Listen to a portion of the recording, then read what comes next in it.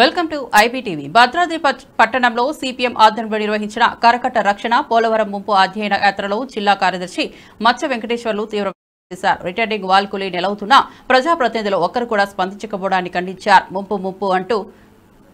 ముంపు పెరుగుతున్నా కాంగ్రెస్ పాలకులు మేల్కొనకుండా మీనమీసాలు లెక్క పెడుతున్నారని విమర్శించారు. పోలవరం వల్ల భద్రాచలానికి వస్తున్న ముంపుపై అఖిలపక్ష కార్యాచరణ అవసరమని సూచించారు.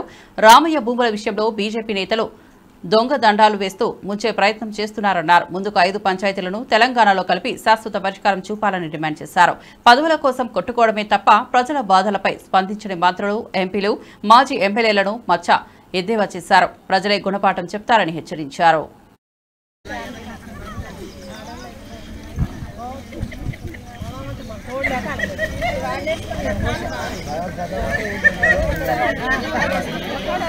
అధ్యక్షులు స్వామి గారు చెప్పారు.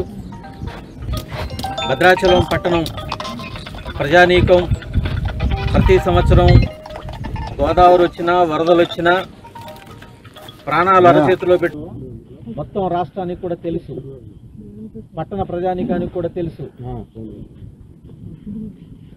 ఈ పోలవరం బ్యాక్ వాటర్ వల్ల భవిష్యత్తులో జరగబోయేటటువంటి ప్రమాదం తలుసుకుంటూనే చాలా ఆందోళనకరంగా భయానక వాతావరణం కనపడతా ఉంది.